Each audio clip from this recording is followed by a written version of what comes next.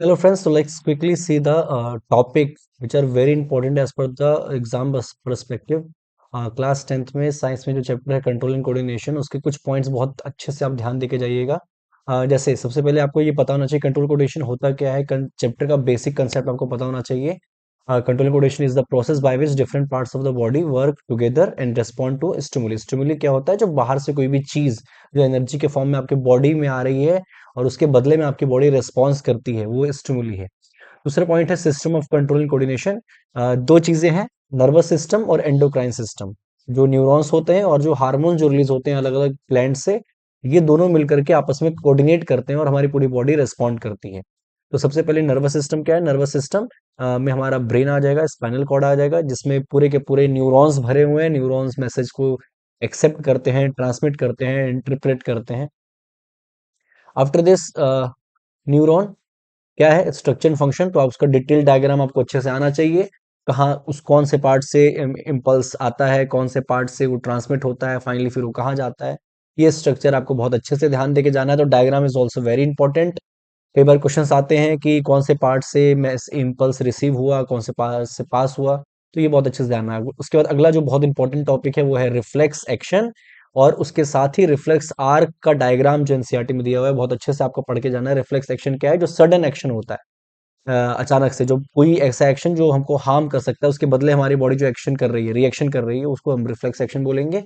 और जो pathway body में फॉलो होता है इम्पल्स का, पहले स्टिमुलस, स्टिमुलस से sensory neuron, spinal cord, then motor neuron effector, ये रिफ्लेक्स आर्क है। तो इसको भी बहुत अच्छे से पढ़ के जाना है आपको। उसके बाद अगला जो बहुत इंपॉर्टेंट पार्ट है वो है ब्रेन। और उसके जो तीन बहुत छोटा पार्ट दिया हुआ है ब्रेन में, बहुत कम दिया हुआ है, आपको बहुत कम पढ़ के जाना है। फॉर ब्रेन दिया है जो कि उसके अंदर एक ही पार्ट दिया है सेरेब्रम, जिसका मेन पार्ट का काम होता है थिंकिंग, मेमोरी, वॉलेंटरी एक्शंस। उसके बाद मिड ब्रेन दिया है। मिड ब्रेन के बारे में खासकर कुछ नहीं दिया है, बस एनसीईआरटी में एक लाइन लिखी है कि involuntary action is done by mid brain and hind brain together. Hind brain में आपको सेरेबेलम मिल जाएगा, मेडुला मिल जाएगा। उनके काम बहुत ज्यादा इंपॉर्टेंट है। सेरेबेलम बैलेंस और कंट्रोल के लिए है। मेडुला में आपको ब्रीथिंग, हार्ट बीट, ये सारे काम आपको मिल जाएंगे। तो घुमा फिरा के इन्हीं से क्वेश्चंस पूछे जाते हैं। उसके बाद जो लास्ट पार्ट आपको सबसे अच्छे से याद रखना है वो है ग्लैंड्स। एंडोक्राइन सिस्टम में ग्लैंड्स दिए हुए हैं। आपको हाइपोथैलेमस मिल जाएगा, आपको पिट्यूटरी मिल जाएगा, आपको थायराइड मिल जाएगा, आपको थाइमस मिल जाएगा। इसके बाद एड्रेनल ग्लैंड से रिलेटेड जो डिजीज है, डायबिटीज, पेनक्रियास से रिलेटेड जो डायबिटीज डिजीज है वो बहुत इंपॉर्टेंट है। ये सारे डिजीज, टेस्टिस है, ओवरी है, ये सारे हार्मोन बहुत ज्यादा इंपॉर्टेंट है। और घुमा फिरा के वो इंसुलिन वाला कि डायबिटीज हो गया तो कौन सा, ये बहुत क्वेश्चन ज्यादा इंपॉर्टेंट है। थायराइड ग्लैंड में ग्वाइटर बहुत ज्यादा इंपॉर्टेंट है। ये सब आपको बहुत अच्छे से पढ़ के जाना है। लास्ट में नर्वस सिस्टम और एंडोक्राइन सिस्टम में आपको डिफरेंस क्लियर होना चाहिए। नर्वस सिस्टम में न्यूरॉन आता है, एंडोक्राइन सिस्टम में हार्मोन्स पूछे जाते हैं। उसके बाद एक स्मॉल पार्ट आपको कोऑर्डिनेशन प्लांट्स के ऊपर भी देखा है, जिसमें बहुत ज्यादा बच्चे कंफ्यूज होते हैं। उसके चार हार्मोन दिए हुए हैं। हार्मोन कौन कौन से हैं? सबका, हर हार्मोन का एक ही फंक्शन आपको याद रखना है। ऑक्सीजन में ग्रोथ एंड फोटोट्रोफिज्म, जिबरेलिन में स्टेम एलोंगेशन, साइटोकाइनेसिस में सेल डिवीजन, और एब्सिसिक एसिड में ग्रोथ इनहिबिटर का रोल दिया हुआ है।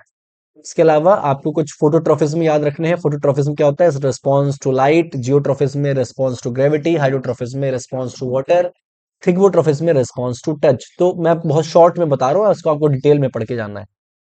So these were the topics जो आपको ओवरऑल में बात करूँ तो synapsis, reflex arc, pituitary, master gland, medulla, insulin deficiency cause diabetes. तो ये कुछ इंपॉर्टेंट टॉपिक है जो आपको कंट्रोल कोऑर्डिनेशन बहुत अच्छे से पढ़ के जाना है। तो best of luck for the exam. कल आपका एग्जाम है। Thank you.